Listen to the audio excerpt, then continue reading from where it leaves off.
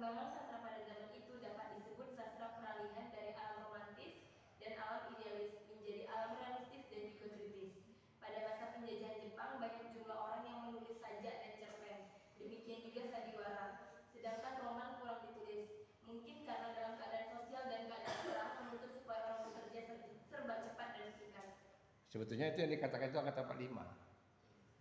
Sebetulnya angkatan Jepang itu simbolis. Ya, karena orang nggak berani buat realis pada masa itu. Coba cari daripada sisi lain. Ya, saya boleh jangka berapa itu. Karena pada masa Jepang itu Jepang sudah tekankan kalau seandainya ada sastrawan yang menulis realis, ya dia akan kena hukum. Gitu. Coba sejarah kata masa Jepang itu baca.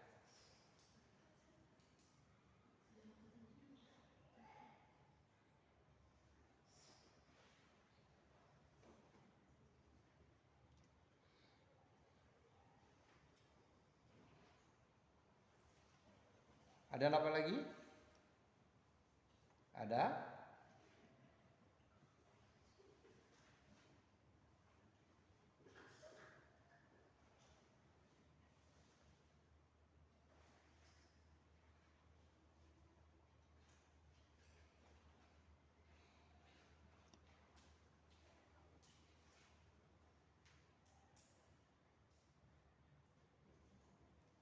Kalian perlu banyak referensi, ya. Jadi ini kalau kuliah 1 semester nanti nggak ada belajar lagi, lupa kalau nggak cari. Nanti jadi guru ya terpaksa belajar lagi. Tapi kalau sekali belajar ada paham itu lama ingatnya. Gitu. Kalau saya dulu begitu, kita belum menggunakan media sosial, saya pergi ke perpustakaan cari. Kalau bisa dibeli bukunya gitu. Lalu saya tahu bukunya pun saya tahu warnanya gitu.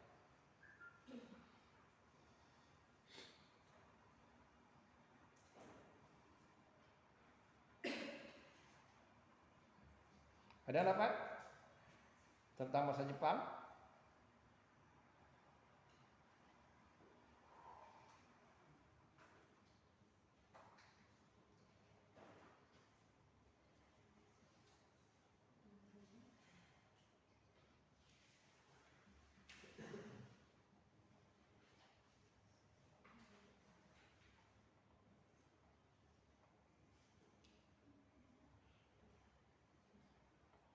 Siapa yang mau baca?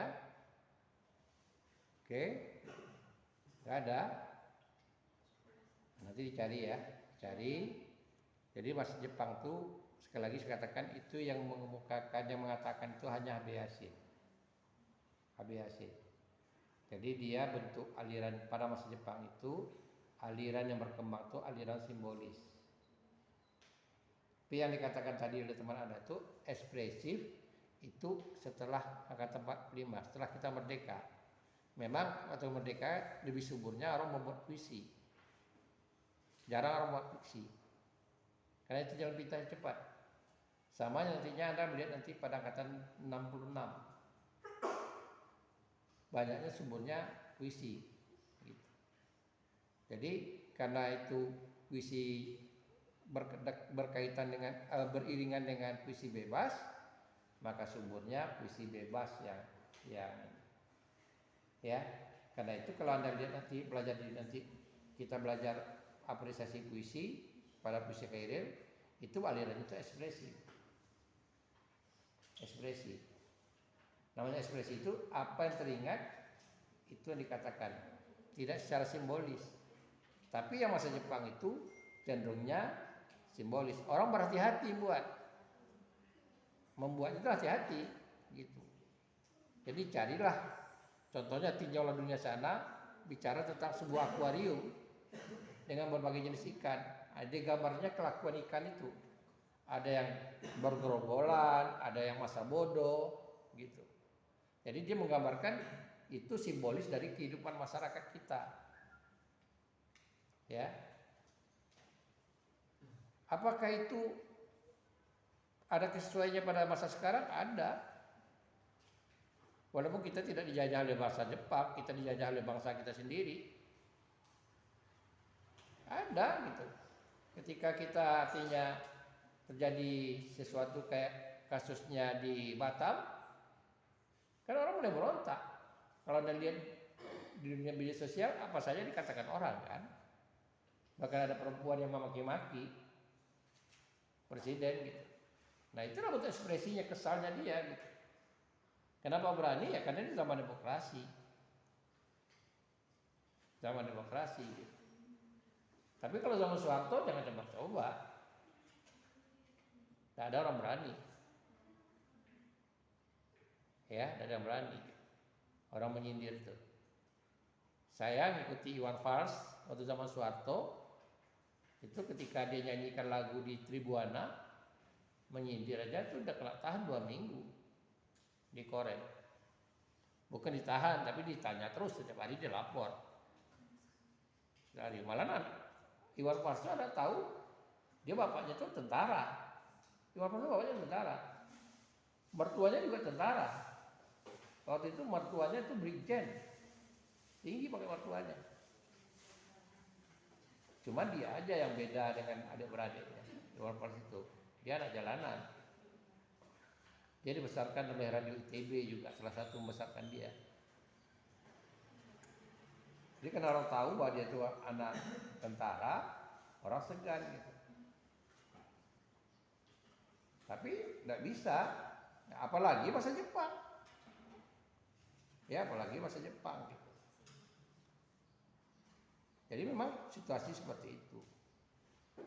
Jadi sekali lagi saya katakan, Anda pahami itu angkatan itu, nanti Anda cari referensinya, ya, mungkin di YouTube atau di Google terbatas, Anda bisa cari di buku. Yang saya katakan kumpulan buku yang saya temukan itu buku karangan Habib Yasin, nama judulnya buku itu Angkatan Masa Jepang. Warna bukunya coklat tua, ya, nah itu. Kemudian angkatan 45 udah populer, ya, jadi memang orang selalu melihat pendapat Rosian dengan Habib Yasin itu dalam buah angkatan. Bukan berarti kita tidak percaya dengan angkatan sebelum Wali Pustaka. Abad ke-19 itu ada, ya, tapi itu ada yang mengatakan itu zaman Melayu. Abad ke-19, gitu. Nanti kita bertahu pergeseran bahasa Indonesia itu sehingga muncul istilah-istilah daerah lain di dalam karya sastra. Karya sastra mempengaruhi perkembangan bahasa. Di berikutnya kita bicarakan muncul sampai masa Jepang itu masih penulisnya banyak dari Sumatera. Masa angkatan 45 banyak dari Sumatera. Bukan berarti mestinya STA tidak ada, Army Padi tidak ada, tapi mereka terikat dengan angkatan mereka. Bukan berarti angkatan penjaga baru mati, itu tidak. Tapi karya-karya mereka tidak ada yang baru. Gitu. Yang muncul itu tadi saya katakan beberapa bentuk simbolis itu pada masa Jepang. Ada yang bertanyakan? Ada? Mencari materi jangan dapat? Saya berarti Anda mencari itu biasa membaca satu. Yang kedua, kalau kita membaca itu otak kita itu terbuka untuk konsentrasi. Jadi daya tangkap itu tinggi gitu. Ada yang bertanyakan? Jadi hari ini kita bicara tentang angkatan Jepang dan angkatan 45. Anda saya katakan lebih fokus adalah membicarakan membuat tentang aliran simbolis itu masa Jepang, karena angkatan 45 itu tidak banyak fiksi. Ya, yang ada cuma Aki. Tapi kalau Anda dapat Aki silakan Anda bahas, jadi kontennya. Jadi tinjaulah dunia sana, topan di atas Asia, ya. Tak satu jalan ke Roma. Nah, itu betul-betul karya masa Jepang. Anda cari, Anda jadikan, Anda lihat aspeknya, bentuk simbolisnya itu. Di mana bentuk simbolisnya itu? Misalnya amanat tersiratnya apa?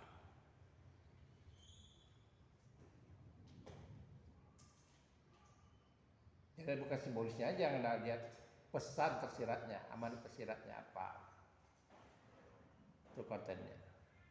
Tapi itu sejarahnya referensi itu Sekali lagi saya katakan Anda boleh cari lagi nanti di Google lebih tenang-tenang karena baru sarapan kenyang ya.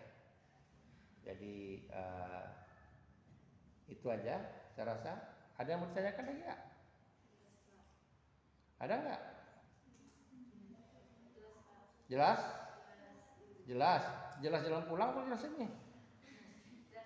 Oh jelas, oke, baik. Jadi itulah kuliah kita hari ini, karena ini masih tengah merah ya. Orang peringati Maulid ya. Ya, jadi mudah-mudahan kita tidak perlu nambah waktu lagi. Gitu.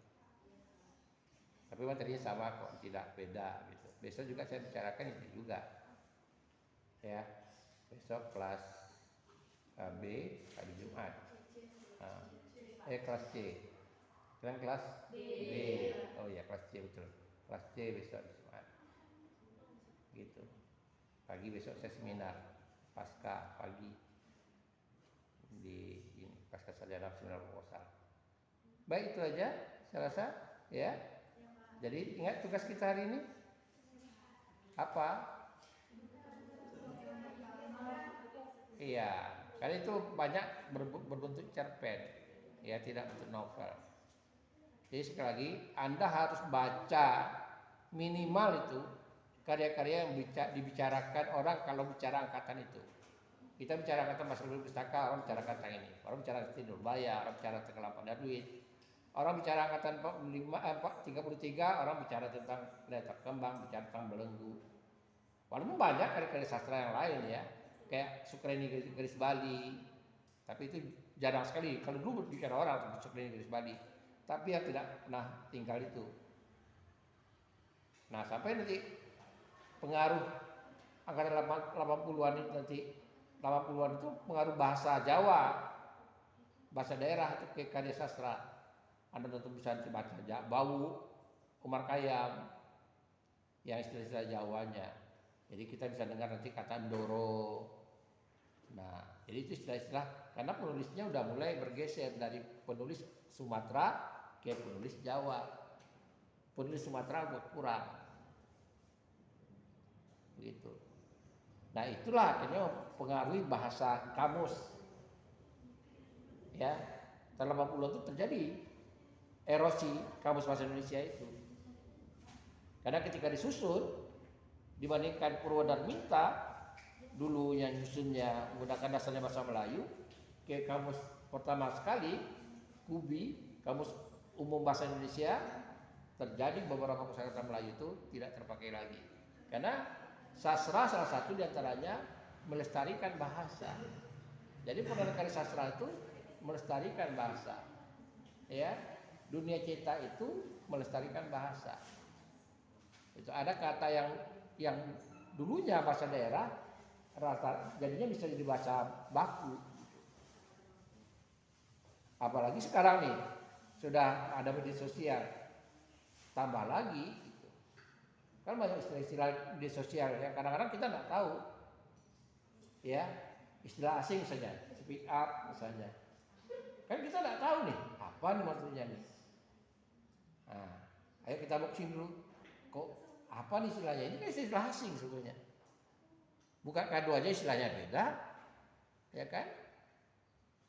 Membuat vlog itu, cuma buat konten kan, sama aja mau konten aja itu kita juga istilahnya bisa jadi besoknya jadi diserap dengan bahasa Indonesia, namanya bahasa umum. Baik, itu aja kuliah kita hari ini dan semoga sekali lagi Anda bisa mengerjakan tugas. Ya, sekali lagi pada anak kuliah kita sekarang ini besok masuk ke kuliah yang ke-8. Assalamualaikum warahmatullahi wabarakatuh.